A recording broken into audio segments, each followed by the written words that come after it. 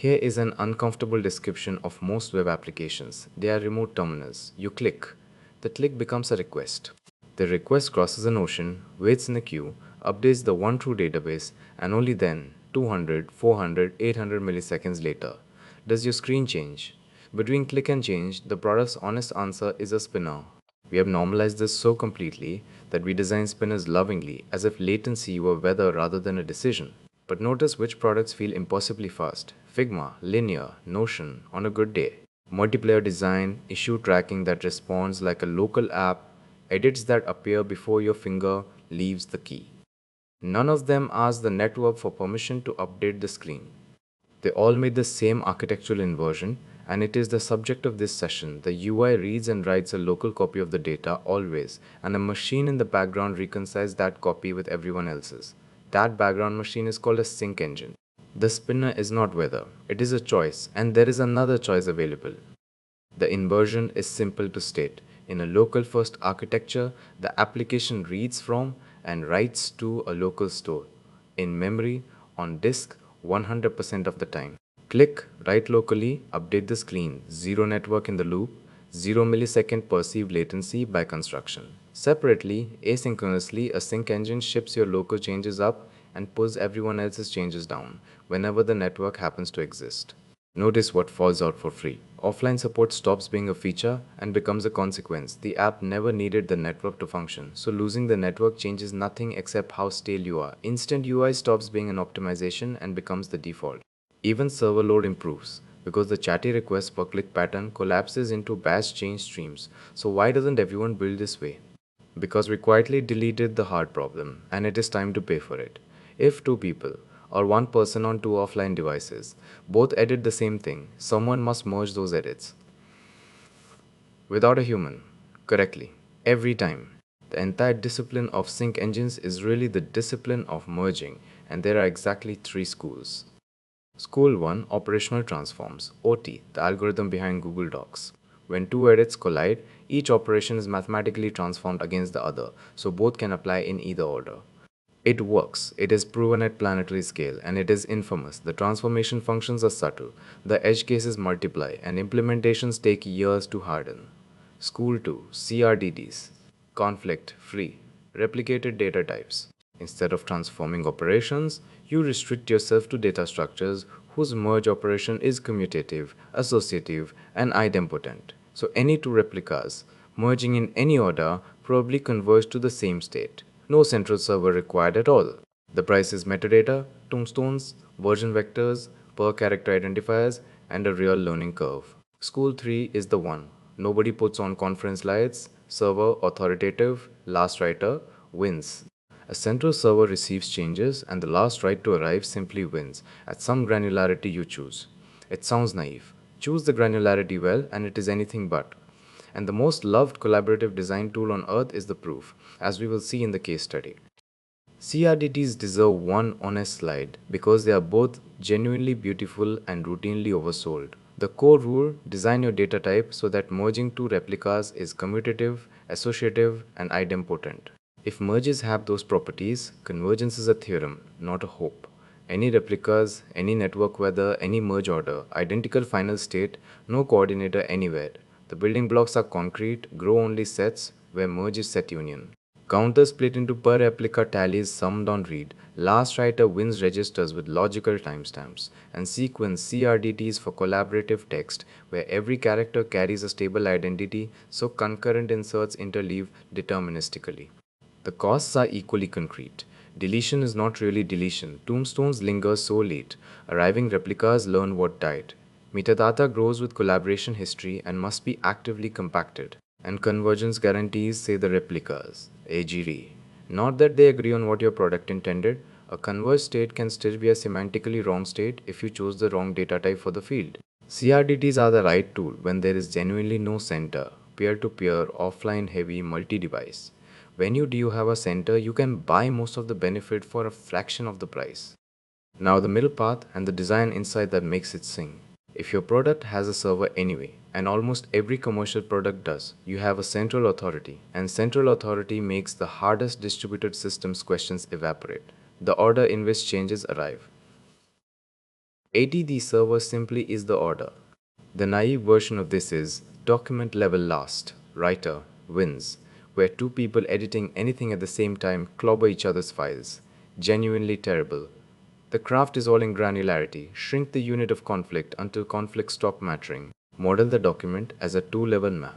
Object ID to property to value and apply last writer wins PER property. Now, two designers editing the same rectangle do not conflict unless they touch the same field. One moves it while the other recolors it, and both changes survive. No transforms, no version vectors, no metadata bloat. The conflicts that remain, two people setting the same property of the same object within the same network, round trip, are rare, low stakes, and resolve to a reasonable answer. The later intent wins. That is the entire trick. Authority makes ordering free, granularity makes conflicts rare, and the remaining collisions are cheap. Sound too simple to power a serious product? It powers Figma. The case study in the company's own engineering post, Figma, real-time multiplayer design, the poster child for collaboration, begins by rejecting the standard answer outright. We didn't want to use operational transforms. The standard multiplayer algorithm, popularized by apps like Google Docs. As a startup, we value the ability to ship features quickly, and ODs were unnecessarily complex for our problem space. Their document is a tree of objects, represented as exactly the structure from our last slide, a map from object ID to a map from property to value. Clients talk to the server process for document over WebSockets, and the server keeps track of the latest value any client has sent for a given property on a given object. Changes are atomic at the property value boundary. Unrelated properties never conflict. The same property resolves to the last writer.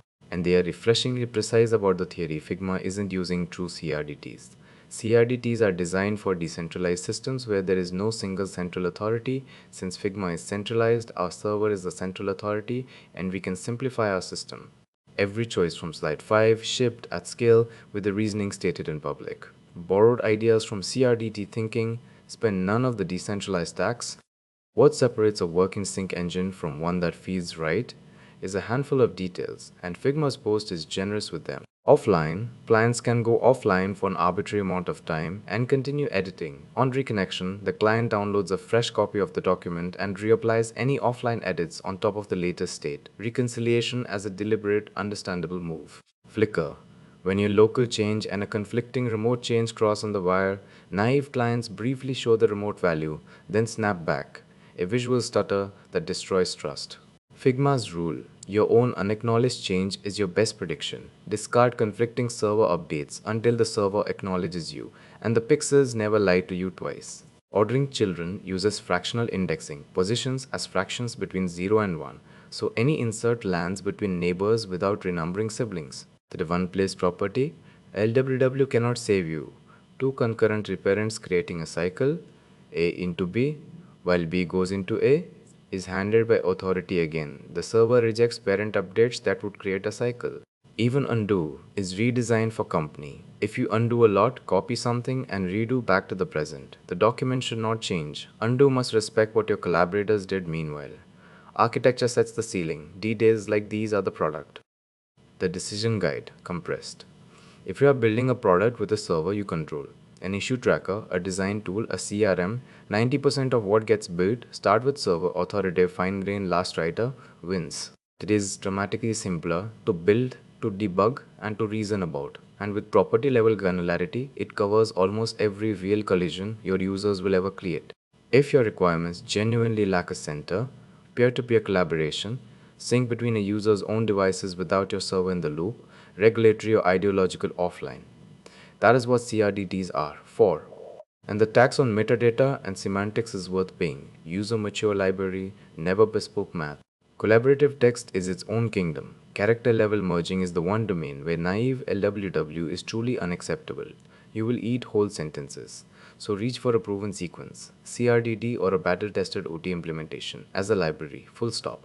And whichever school you choose, the local first in version from slide 2 stands above all of them. The UI reads local state, writes local state, and never waits. The merge strategy is plumbing. The zero latency feel is the product.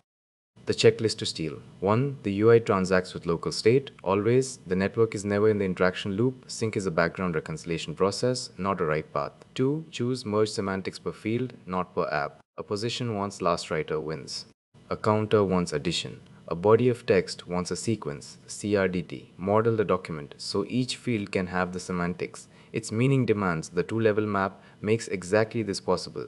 3. Adopt the prediction rule. Your user's unacknowledged intent outranks incoming state. Until the authority speaks, Flickr is a small bug with an outsized cost in trust. 4. Design undo for company from day one. In a shared document, undo means remove my change, not restore the past, and retrofitting that distinction is misery. 5. Keep an authority escape hatch for structural invariants, cycles, permissions, quota. Some rules are cheaper as a server-side rejection than as distributed mathematics. 6. Instrument convergence, count reconciliations, measure divergence windows, alert on documents that never settle. The teams that win here are not the ones with the fanciest merge theory. They are the ones whose app answers the user in 0 milliseconds every single time and quietly earns that answer in the background. Landing it. The loading spinner is not imposed by physics. It is imposed by an architecture that puts an ocean inside every click. Local first inverts that. The UI reads and writes local state at memory speed, and a sync engine reconciles in the background, instant by construction, offline by consequence. The hard problem is merging, and there are three schools: operational transforms, powerful and punishing; CRDTs, mathematically converged and metadata taxed, the right answer when no center exists, and server authoritative last writer wins. The underestimated workhorse, when a center does. The lever nobody talks about is granularity. Figma's two-level map with per property atomicity turns almost every real-world collision into no collision at all, and their published reasoning is a masterclass in engineering pragmatism over theoretical purity, centralized. So simplify. Then the details that make it feel right, predict instead of flicker, reconcile offline edits on a fresh copy, reject cycles at the authority, undo that respects your collaborators. Zero perceived latency is not a performance win you sprinkle on at the end. It is an architecture you choose at the start. Choose it, and the spinner simply has nowhere left to live. Thanks for watching.